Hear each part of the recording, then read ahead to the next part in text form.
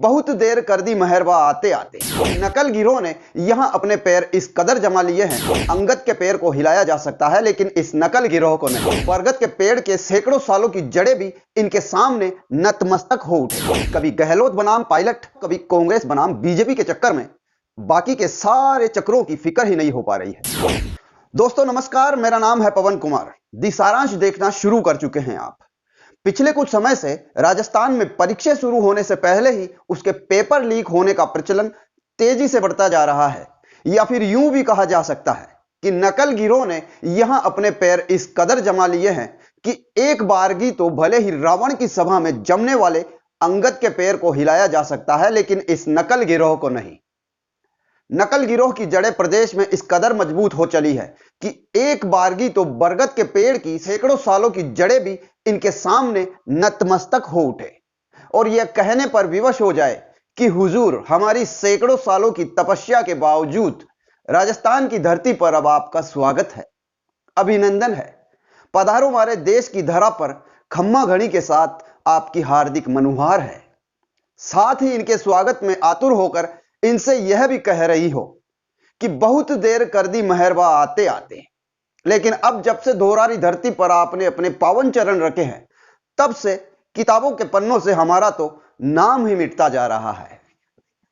खैर, अब आप आ ही चुके हैं तो फिर अब तुम्हारे हवाले वतन साथियों।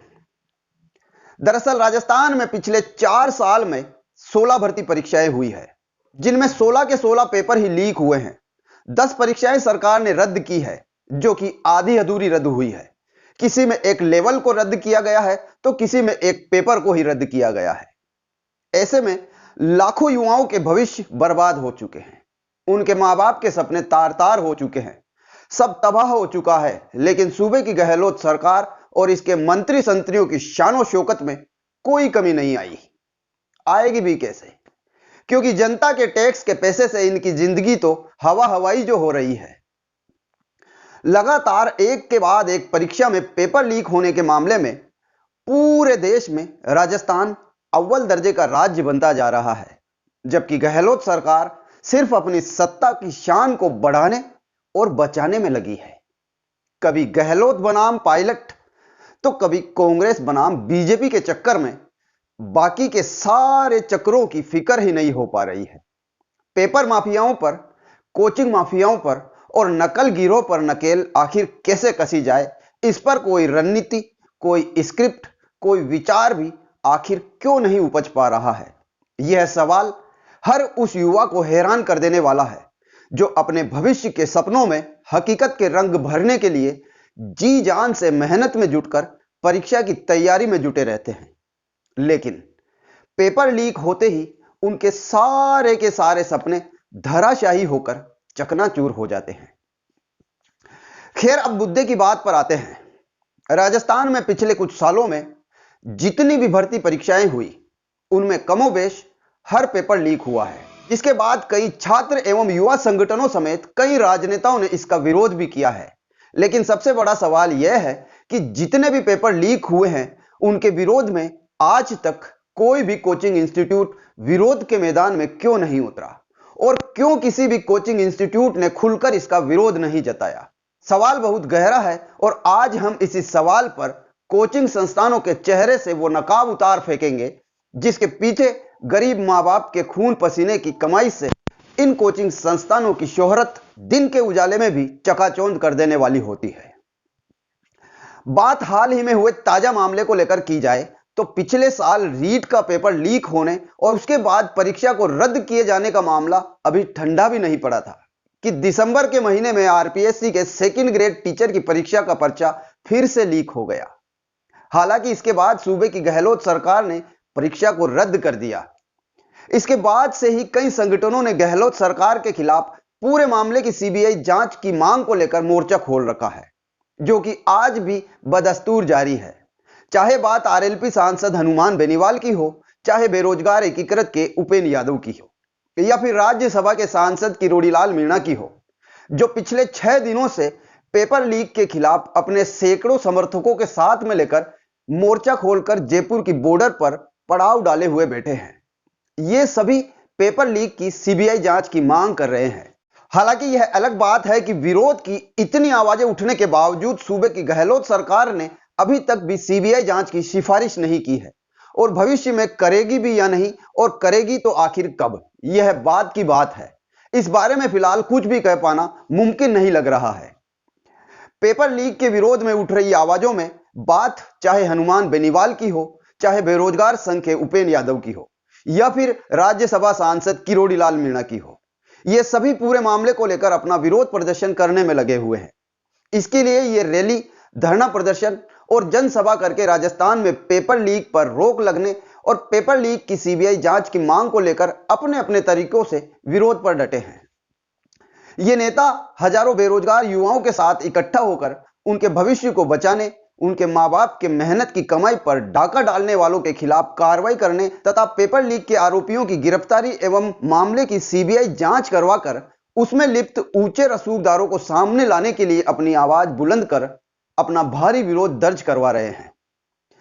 लेकिन इसे इस देश का दुर्भाग्य ही कहा जा सकता है कि किसी भी परीक्षा का पेपर लीक होने पर कोई भी कोचिंग इंस्टीट्यूट या कोचिंग संस्थान इस बात का विरोध क्यों नहीं करता है। यह एक अहम और गहरा सवाल है और इस सवाल के जवाब को लेकर शक की सुई इन कोचिंग संस्थानों के भी इर्द गिर्द ही घूमती हुई दिखाई देती है। यह सोचने वाली बात है कि कोई भी पेपर लीक होने पर इसके विरोध में कोचिंग इंस्टीट्यूट वाले कोई कुछ क्यों नहीं बोलते हैं।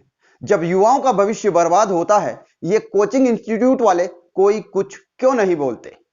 जब युवाओं के परिजनों के सपनों पर कुठाराघात होता है, ये कोचिंग इंस्टीट्यूट वाले कुछ क्यों नहीं बोलते हैं।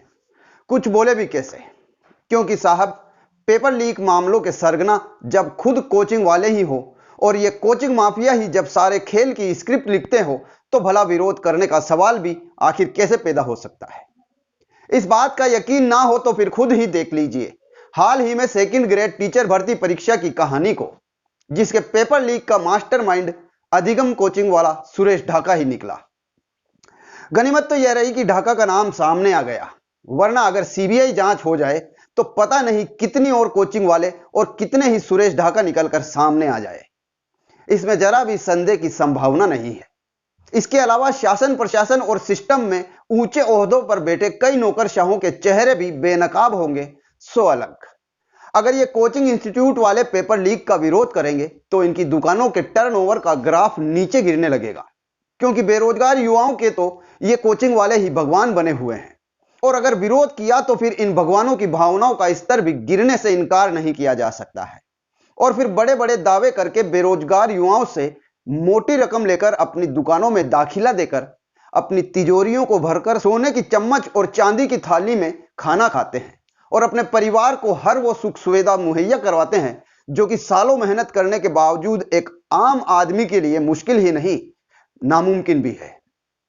ऐसे में अगर ये लोग ही विरोध करने लगे तो फिर इन्हें अर्श से फर्श पर आने में कितना समय लगेगा, ये आप खुद ही समझ सकते हैं।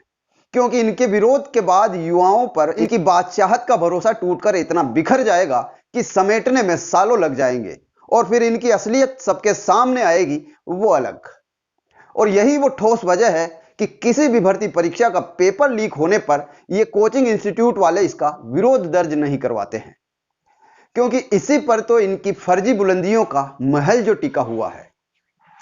बहरहाल भले ही गहलोत सरकार ने अधिगम पर बुलडोजर चलाने के बाद उसकी बगल वाली बिल्डिंग पर भी बुलडोजर चलाकर वाहवाही लूट ली हो, लेकिन साहब उत्कर्ष कोचिंग जैसी शिक्षा की कई दुकानें और कई दुकानदार अभी भी है, जहां होते युवाओं के सपने के सौदों पर आपके नजरो करम की दरकार है।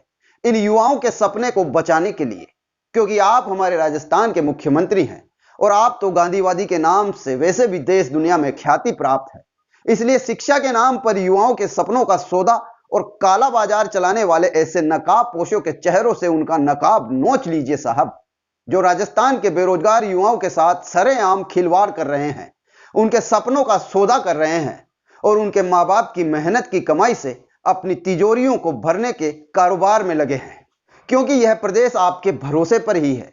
इन युवाओं ने आप पर भरोसा करके ही आपको इस कुर्सी पर बैठाया है कि जरूरत होने पर आप ही इस युवा भविष्य को बचाने में इसके तारनहार बनेंगे।